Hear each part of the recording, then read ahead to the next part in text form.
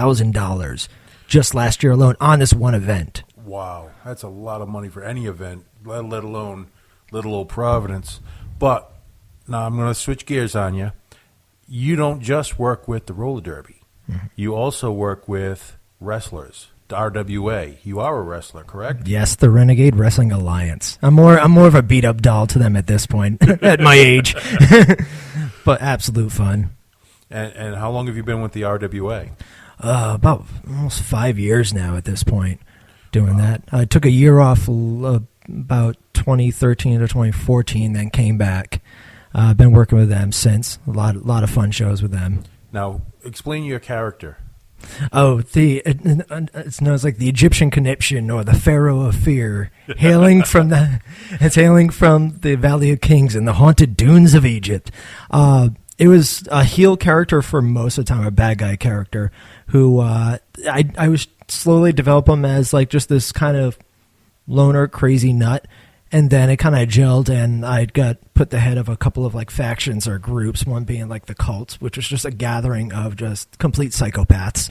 And then the epidemic as well, which was absolute fun because it was great being a bad guy because you could just get a lot of fire from the crowd, especially like the kids. And I've been attacked by kids and had things thrown at me at several shows. But I get that. I deserve it because I've made several babies cry at shows. So. Well, if you look around the room, a lot of us have made children cry. The laughter you hear in the background, by the way, is Tony Jones working the soundboard tonight. And very rarely do I tune in this show. Actually, I don't think I've ever tuned in on this show. However, I've been an Amos House supporter for a very long time, and it comes into what we've been talking about here in the about the hospitality business, because one of the things Amos House does, and you may not know this when you go into these restaurants, they provide their low-funded clients with this great culinary arts certificate program. And then a lot of these people go out, and this is kind of their first job. Maybe they were homeless in the past. They're in recovery. They're coming off of alcoholism, whatever it may be. They're able to get in this program and get out there, get a good-paying job in hospitality, which unfortunately our state doesn't really take seriously. But it's a great program. And one of the things that Amos House is known for is a hand up, not a handout. So all of their programs require some sweat equity into the Amos House program. So you may not know that you go into your favorite restaurant and you have something to eat, and that person is a graduate of the Amos House Culinary Arts Certificate Program. It's a little known fact, and that's why it's just one of the best programs to support out there. That's all I got. I just wanted to chime in on that. You're always welcome to chime in, especially when George is on assignment. George, wherever you are, we're thinking about you. So you've got the roller derby, you got the wrestling. Now, I'm just going to keep spoon-feeding you stuff here. You were also in movies, correct? Yeah, just small parts here and there, and worked on a few things. No way to talk about yourself. I'm coming up for an Academy Award as Best Background Guy. So, as person number 3 in the restaurant scene or what have you, what movies have you appeared in?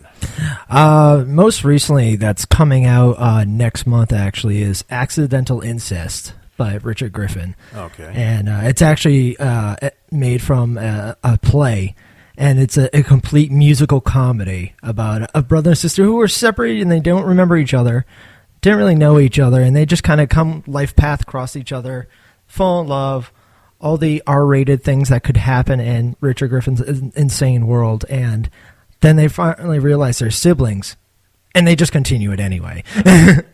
But that may just be the case of, well, we're already doing it, already going to hell, might as well continue.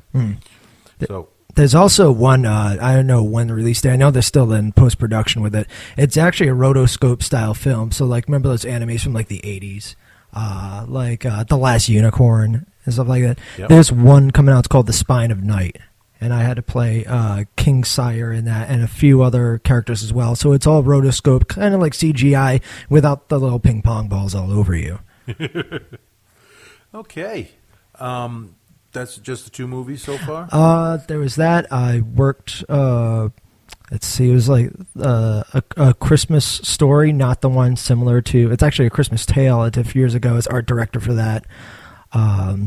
Actually, the band, at the same time while I was doing that project, the band was actually, at my old band Absinthe, was in 27 dresses. And I actually supplied a lot of the clothing for that one scene they shot over at Club Hell, which most people remember Mike E. He looks like the Hamburglar, because they put him in this black and white striped shirt. Well, you touched on another one, Absinthe. You do have a musical background as well, which is how we got connected to begin with. For people who have not caught Absinthe, they are loud, very aggressive. I caught them opening for Rocky Horror, which I was just taking a noob, which was my niece, and my wife, who also had never been to a Rocky. She's seen the movie on TV, but she had never gone to a live show like that.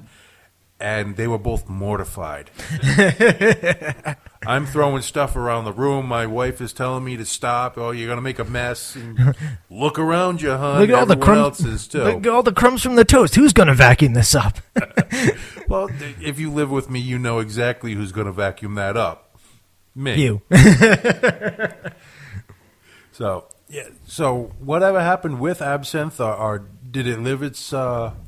It was around for about a decade. Right. Toured around, played with a lot of big acts, had a great time. I think it came around the time where Providence scene was starting to decline rapidly. Because I remember at the beginning of the century, like every night, every club, and Tony Jones remembers even back then, even you, like so many clubs every night, there was so many bands, and then just rapidly one club after another, close. Yep. And then after, sadly, what happened with the station fire incident, more strict regulations, which are needed. Like, there's no doubt about that. But between that and just the scene, for me, started to decay a little bit. But it was about a 10-year run. I enjoyed it. Played our last show a couple of years ago at dusk with our friends in Sour Seed, and that was one of my favorite shows. Just needed like a break for everyone. Some of the guys started their own bands, like Necrophiliac Meat Circus, which is a punk act, with Dave Sage and Alice. Yeah, and they actually have... The other half is actually putting together a band that's playing here next month over by the Manchester, and that's a Typo tribute band, Black Number One. I saw that. Yeah, I saw that was coming up, and I was wondering who was in that. That actually has my my other half, or my wife in the relationship, which was Halfhead from keyboards. He's lead singer for that. Sage is in it. Shayna, Mike C, who's a tall, very scary, long black-haired man. Might be able to double as actually a member of Typo Negative. And I believe Andrew, and he's going to kill me for years, he's the keyboardist for them, new guy, very nice. Seems so out of place with the rest of the band, but he's an excellent musician. Good. Well, we're going to take a break from here. Let's see, I'm spinning the Rolodex of music right now. This is actually a new band called Bending Over Backwards. They sent me this music through an email, which, by the way, if you want to get on the MyNightOut Radio, email me at mynightoutradio@verizon.net. Send us a message on Facebook, MyNightOut Radio, or you could tune in and listen and wish you were on here with us. So this is going to be Bending Over Backwards, Far Away Girl. We'll be right back.